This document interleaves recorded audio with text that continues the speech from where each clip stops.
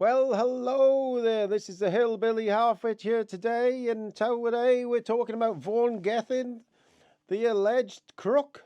He is right in it up to his ears. So if you haven't already, please comment, rate, and subscribe, and share this stuff out there.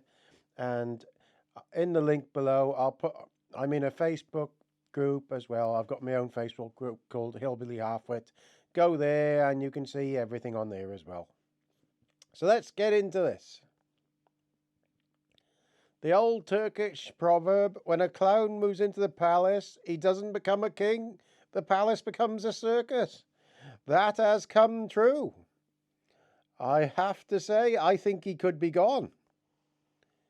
Plaid Cymru pulls out of cooperation agreement to support the Welsh Labour government in the Seventh. He is right in it. And Plaid Cymru know better, really. They're just trying to make distance themselves from Labour before the election. It's basically, Plaid Cymru is an extension of the Labour Party, really. They need to be voted out as well as these crooks. Now, this was breaking yesterday. Politics latest. Plaid Cymru leader accused First Minister of significant lack of judgment as cooperation deal ends. Plaid Cymru leader Run Ap Loreth, who was an ex-BBC presenter, has attacked the new First Minister in a lengthy statement as the party ends its cooperation deal with Welsh Labour. Meanwhile, Chancellor Jeremy Hunt has blasted Labour's economic plans while defending his government's record over the last 14 years. Well, everybody mentioned in that bit I'm read out there is an arse. I wouldn't trust him with a barge pole. Now, rats trying to distance themselves from Labour is what's going on there, because they realise Plaid Cymru are in trouble in the next election. Now, if you saw, I did your video on this a while ago. A firm that bankrolled Vaughan Gething's campaign received 400k in loans of public money. He was in charge of the Welsh National Bank at the time as a minister. He gave this firm 400,000, allegedly. They gave him 200,000 back for his campaign. That's how dodgy this all is. He was also in charge of the bank when all this money was given to the Welsh airport. Said about this yesterday. This is when it all started yesterday, really. Welsh First Minister Vaughan Gething has sacked this minister, alleging she leaked to the media. Well, what she did was she potentially leaked to the COVID inquiry. The leak highlighted that he potentially lied to the COVID inquiry. She denies any leak at all. He also received dodgy funding to become leader, allegedly. Now, she got sacked because she leaked one of his text messages that said that he deleted all the messages for the COVID inquiry, exactly like the last leader did, and exactly as they did in Scotland, because the Welsh and the Labour governments were working against Boris while he was in power. We all know that now. They were trying to, behind the scenes, they were sending messages to each other to try and digitize him or whatever. Whatever you think of it, they shouldn't have been doing that during a real crisis time. So I saw this morning, so I'll read it all out to you. On the same day, it emerged that Mr Gething will be giving £31,000 to Labour from his campaign funds, having spent most of the £250,000 he was gifted, included £200,000 from a company owned by a man previously convicted of environmental offences. So he's giving £31,000 to Keir Starmer, Mr Gething, the Welsh leader. It's a bit weird, isn't it? He's trying to buy off Starmer, isn't he? On Friday, Mr Gething announced the appointment of Bridgend MS Sarah Murphy as Blythe's replacement.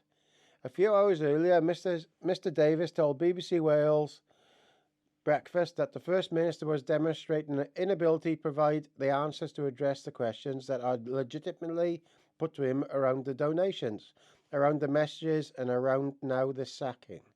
He needs to produce evidence to support his sacking of Miss Blythe, said the Conservatives' MS, as a matter of urgency, restore confidence back in the government, and get on with the job of delivering for the people of Wales. If he can't answer those questions and deliver that, then he clearly needs to go. He added, I would say it's odds on that motion of no confidence would come forward, and then members will have the ability to express their confidence or not in Vaughan Gething. Asked about the sacking and whether his government was split on ITV Wales on Thursday, the First Minister said ministers need to be able to trust each other to share information freely and frankly, he said. My team of ministers are united about the reality of where we are and what we have to do, and the fact that there are priorities for all of us doing the things that matter for the people of Wales. Any motion of no confidence is not expected to be put forward for some weeks due to procedural and logistical issues. So it would be put forward, but the Welsh Parliament are stopping it. They're helping him. Labour has 30 of the 60 members in the Senedd, meaning a Labour member would need to abstain for a no confidence vote to pass. Now, this is what I've been telling people. Because they have too many MPs in there, nobody can remove bent people. Somebody there will have to, of their own side, step out, really. They will force that member to vote for him. But this is something else. I don't know much about this, but I saw this as well. Another scandal might be coming. Campaigners call for a public inquiry into Gething's role in a controversial £835 million cancer centre project. I admit I don't know anything about that, but that sounds like this guy is a dead man walking.